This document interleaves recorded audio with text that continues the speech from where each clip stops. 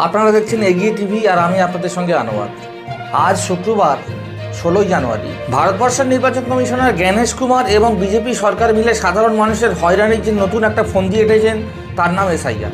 আর এই এসআইআর প্রক্রিয়ায় প্রত্যেক দিন নতুন নতুন নিয়মের আপডেট দিয়ে সাধারণ মানুষকে কতটা বেকায়দায় ফেলা যায় তার প্রতিযোগিতায় নেমেছেন নির্বাচন কমিশন জ্ঞানেশ কুমার। বিজেপির অঙ্গুলি হেলনে জ্ঞানেশ কুমার প্রত্যেক দিন নতুন নতুন নোটিফিকেশন জারি করে সাধারণ মানুষের হয়রানিকে হাজার গুণে বাড়িয়ে তুলেছে। আর সাধারণ মানুষের এই হয়রানির বিরুদ্ধে আজকে বারুইপুর বিডিও অফিসে সিপিএমের জেলা কমিটির পক্ষ থেকে একটা বিক্ষোভ সমাবেশের আয়োজন করা হয়, যে আয়োজনে ছিলেন খালেক ঢালি, অশোক ভট্টাচার্য, শফিউদ্দিন খান, প্রভাস চৌধুরী এবং তপন বাগচি। এই বিক্ষোভ কর্মসূচিতে কি কি ঘটনা ঘটেছে চলুন আপনাদের সামনে আমি তুলে ধরি।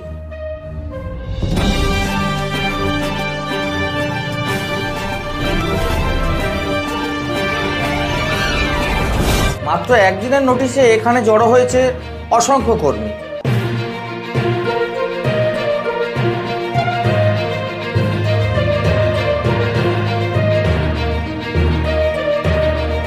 এই বিক্ষোভ সভায় প্রথম বক্তৃতা রাখেন জেলা কমিটির সদস্য শফিউদ্দিন খান মহাশয়। একটা ভয়ঙ্কর পরিণামের দিকে মানুষের মধ্যে বিভাজন তৈরি করছে বিজেপি এবং তার সহযোগী দল হিসেবে তৃণমূল। আপনারা জানেন, ইতিমধ্যে খবরের কাগজেও দেখেছেন, প্রত্যেক দিন দেখেছে আত্মহত্যা বাড়ছে, মানুষের মৃত্যু বাড়ছে। দেশের প্রকৃত নাগরিক যারা তাদের ভোটাধিকারের সুযোগ থেকে বঞ্চিত করছে। অথচ ভারতের মার্ক্সবাদী কমিউনিস্ট পার্টি প্রথম থেকে আমরা তিনটে দাবি করে আসছি, প্রকৃত ভোটার যাতে না বাদ যায় সেদিকে নজর দিতে হবে নির্বাচন কমিশনকে। মৃত ভোটার যারা আছে তাদের নাম বাদ দিতে হবে এবং প্রকৃতপক্ষে যারা ডাবল এন্ট্রি আছে তাদের নাম বাদ দিতে হবে।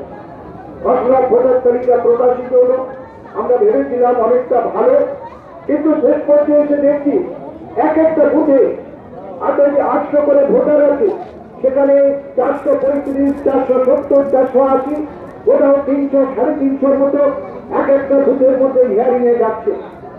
এই ভোটাররা এরা প্রধানমন্ত্রী তৈরি করেছে, মুখ্যমন্ত্রী তৈরি করেছে, মন্ত্রী তৈরি করেছে, রাজ্যসভার সদস্য তৈরি করেছে, লোকসভার সদস্য তৈরি করেছে। আজকে তাদের প্রকৃত ভোটারদের তালিকা থেকে তাদের নাম বাদ দিচ্ছে। অবাক কাণ্ড। বলছি, তোমার 11টা ছেলে কেন, ভোটার ছেলে কেন? বাবার সঙ্গে ছেলে বয়সের পার্থক্য কেন 45 বছরের বেশি হয়েছে? আরে এই নামগুলো তো আর আমাদের ওই ভোটাররা করিনি, বয়স তো ওই ভোটাররা তো লিখে দেয়নি। এগুলো নির্বাচন কমিশনের বিভিন্ন সময় তাদের ভোটফুটের কারণের জন্য এগুলো হয়ে গেছে। আর সবচেয়ে বেশি ক্ষতিগ্রস্ত হচ্ছে আমার গ্রামের প্রান্তিক জাতি, ক্ষেত মজুর, যারা দিন আনতে প্রান্ত করার তাদের অবস্থা, তাদের নেই একটা বার্থ সার্টিফিকেট, নেই কোনো সরকারি নথিপত্র। স্বাভাবিক কারণে তারা ভারতবর্ষে জন্মগ্রহণ করে তারা ভারতীয় নাগরিক হতে পারছে না বিজেপির এই খামখেয়ালিপনার জন্য, এই হতকারিতার জন্য। শফিউদ্দিন খান মহাশয়ের পরে বক্তব্য রাখেন জেলা কমিটির সম্পাদক তপন বাগচি মহাশয়। আপনারা জানেন যে আমরা সিপিআইএম পঞ্চায়েতে দায়িত্বে নেই, আমাদের একজনও এই রাজ্যে এমএলএ নেই, একজনও এমপি নেই। তাতে এরা বলে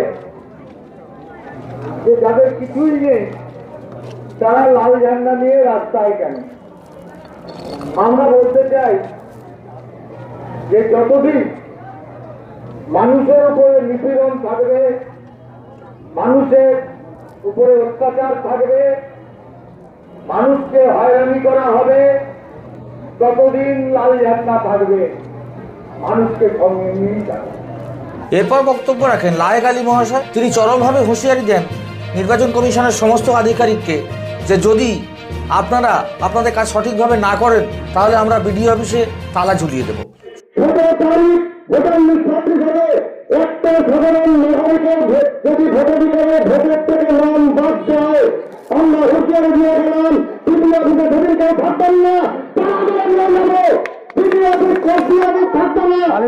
যে ধরেন মানুষের টাকায় বিডিও অফিস চলে, যে ধরেন মানুষের টাকায় বিডিও অফিস চলে, সেই মানুষ সাধারণ মানুষকে যদি হয়রানি করা হয়, কোন মানুষকে যদি হয়রানি করা হয়, এই বিডিও অফিসের বিডিও অফিস থাকার কোনো দরকার নেই।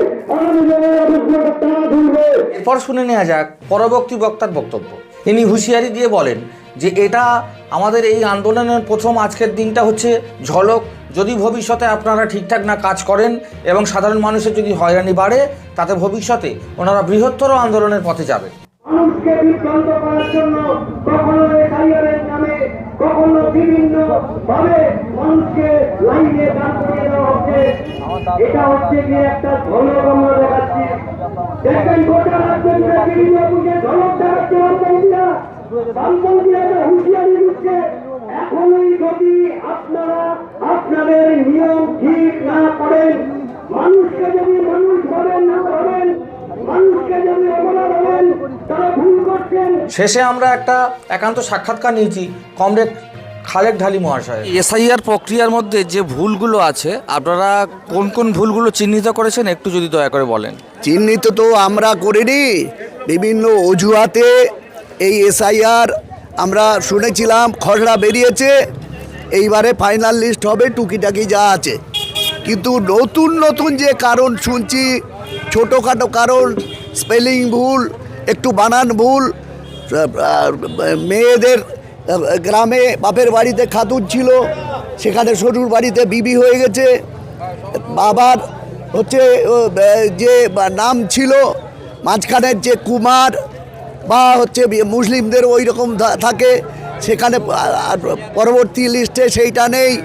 এগুলো নমিনাল সামান্য কিছু কারণ, এগুলো বিএলও দিয়ে তারা সংশোধনটা করিয়ে নিতে পারত এবং সংশোধন হয়ে গেছে বলে শুনেছিলাম, বিএলওরা বলেছিল। তারপর হঠাৎ করে শয়ে শয়ে নোটিশ এইভাবে দিয়ে সেই নোটিশে মানুষকে হয়রানি করছে। খেটে খাওয়া মানুষ, বিশেষ করে গরিব মানুষ, যা তাদের কাগজপত্র কম, গরিব মানুষদের জমি জমার যে কাগজপত্র, তাদের যে এই যে স্কুল সার্টিফিকেট, তাদের যে বিভিন্ন ডকুমেন্টের কথা বলছে, এইগুলো গরিব মানুষদের ক্ষেত্রে সংকট আছে, নেই, যার ফলে হচ্ছে সমস্যা গরিব মানুষদের বেশি হওয়ার কথা। এর ফলে একটা আতঙ্ক তৈরি হচ্ছে আমাদের, যে ভোটার বাদ দেওয়ার জন্যে, ভোটার লিস্ট থেকে নাম কমিয়ে দেওয়ার জন্যে এই বিজেপির চক্রান্ত, এবং এই চক্রান্তের সঙ্গে সমস্ত রাজ্য সরকারের কর্মচারীরা তৃণমূল পরিচালিত, তারা এর সঙ্গে ওতপ্রোতভাবে যুক্ত বলে বিজেপির চক্রান্তকে তারা সাহায্য করছে। এটা আমরা মনে করি।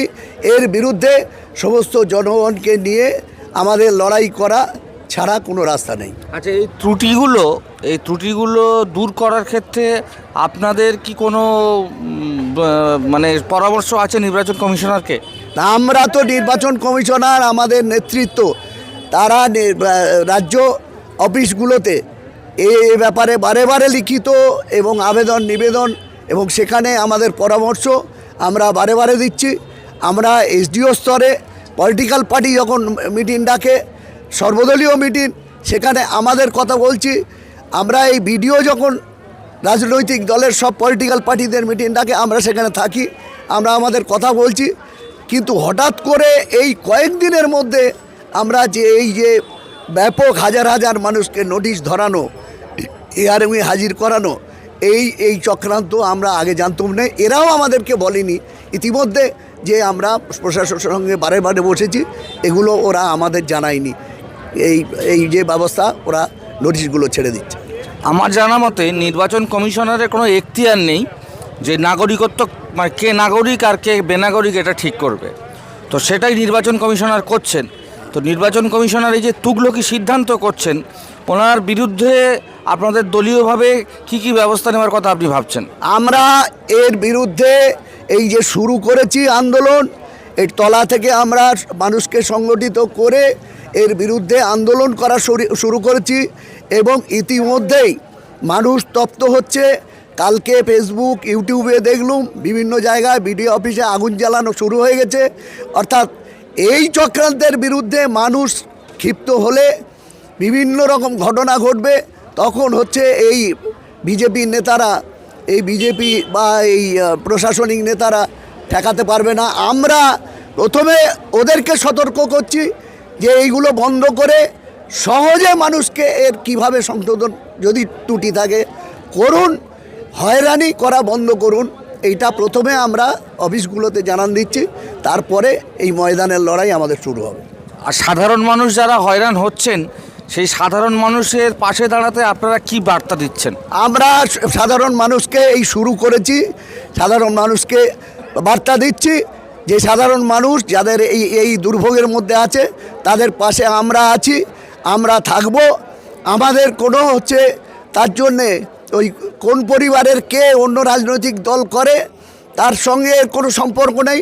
মানুষের এই যে ন্যায্য গণতান্ত্রিক অধিকার, সাংবিধানিক অধিকার, সংবিধানে যে মানুষের যে অধিকার আছে খেয়ে পরে বেঁচে থাকা এবং নাগরিকত্ব, যেটা ইলেকশন কমিশনার শুরু করেছে, এই অধিকার নেই ওর সেই জিনিসটা করছে। এর বিরুদ্ধে সর্বস্তরের মানুষের পাশে আমরা আছি।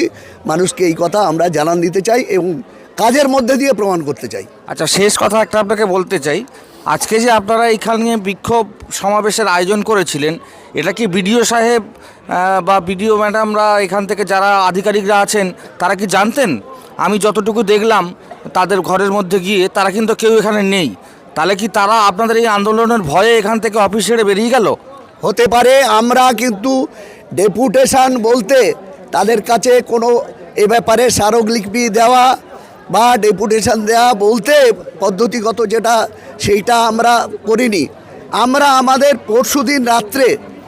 পরশুদিন রাত্রে এই সিদ্ধান্ত নিয়েছি এবং সেই মোতাবেক আমাদের সংগঠনের কর্মীরা কিছু ফেসবুক, ইউটিউবে এই যেটুকু প্রচার করেছে সেই শুনে আমরা ভেতরেও যাবার আমাদের ইচ্ছা নেই। আমাদের মানুষকে নিয়ে এখানে ক্ষোভ বিক্ষোভ করে ওদের জানান দিতে চাইছি প্রশাসনকে যে আমরা তোমাদের বিরুদ্ধে মানুষকে নিয়ে সজাগ সচেতন হচ্ছি, সতর্ক হও, এই বন্ধ করো, অনিয়ম অত্যাচার এবং হয়রানি বন্ধ করো। এটা করতে এসছি।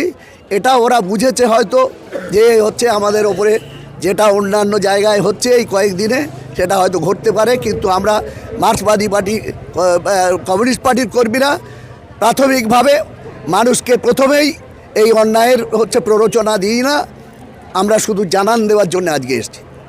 এসআইআর সম্পর্কে সমস্ত রকম খবরের তথ্য জানতে সাবস্ক্রাইব করুন আমাদের চ্যানেলটিকে এবং অল নোটিফিকেশান অন করে দিয়ে আমাদের সঙ্গে থাকুন।